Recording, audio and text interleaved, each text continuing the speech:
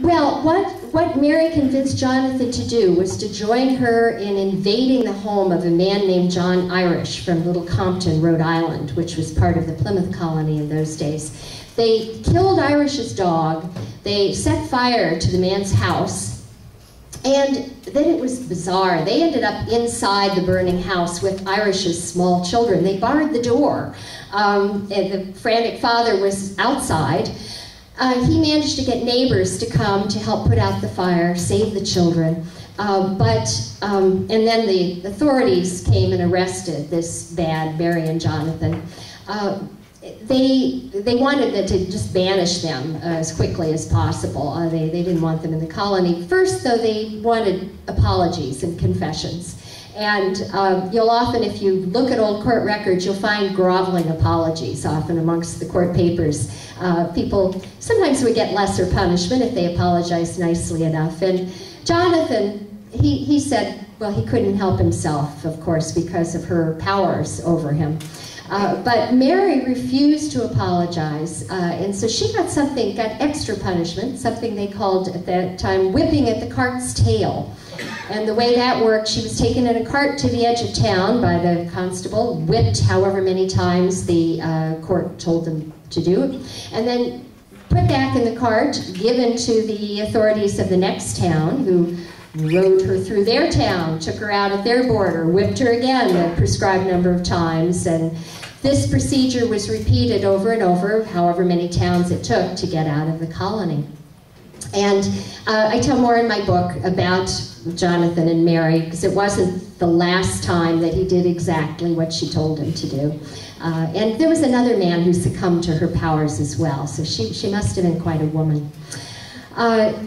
I did want to also, before I finish, to tell you about what I call the case of the purloined pigs. One of my favorite cases from the old court records, because it was one of the first ones that I found when I started digging into the records. And it's about a man who lived not too far from where I live now in Lexington, back when it was called Cambridge Farms.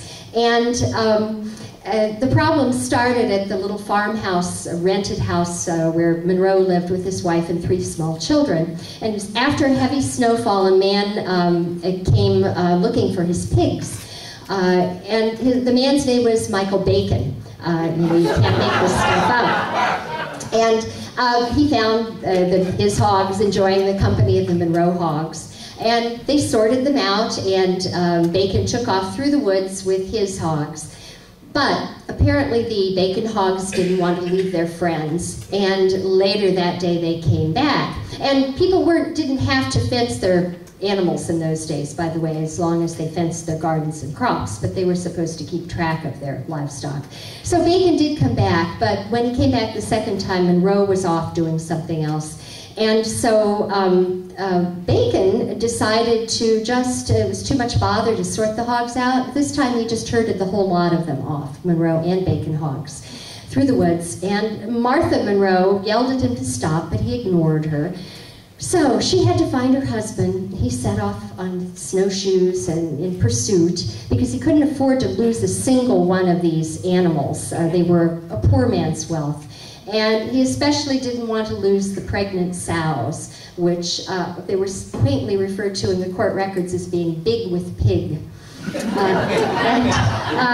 So he caught up with Michael Bacon after a few miles, but he found most of his hogs. One of the pregnant sows was too tired and spent to go any farther, according to the records. He left her with Bacon, and one of them was missing. Monroe was mad. Bacon had a reputation as a real kind of scoundrel. There's lots of the court records about him, but Monroe went home with the hogs he had, and he got the constable to come back with him the next day to try to get the other 2. But Bacon pretended he didn't know anything about this incident. And Monroe, instead of beating Bacon up or something, took the law-abiding next step. He took a long walk through the snow to that Judge Danforth's house, again in Cambridge, and he filed a lawsuit against Michael Bacon.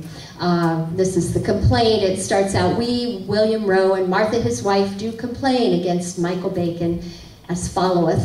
And what followeth was that Michael Bacon kept losing and kept appealing to higher courts. I mean, talk about litigation explosions. I mean, they think that's a modern phenomenon, but they were doing it back then. And Michael Bacon hired a lawyer to represent him, which was unusual in those days. Lawyers weren't representing people in court much until more like the 1700s. The lawyer that he hired, a man named John Hoare from Concord, it turns out he's an ancestor of presidents too, the Presidents Bush. And I have more in my book about John Hoare and the story of the outspoken advocate, but he was one of the first lawyers in America to be disbarred.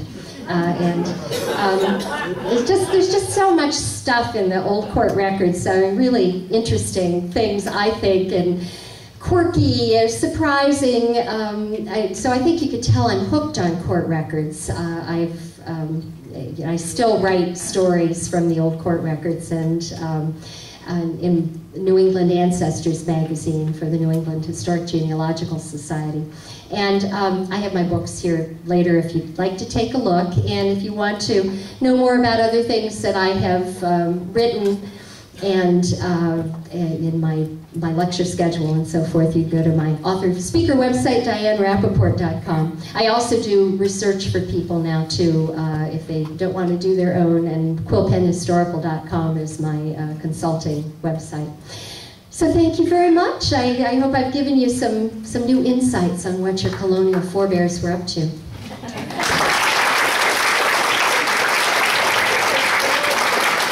Folks, shout out a hand. Diane Rapaport, yes. Wonderful. That Bacon character. Right now, I'd like to present Diane with this certificate of appreciation courtesy of the New England History Festival and my wife Jenny's design.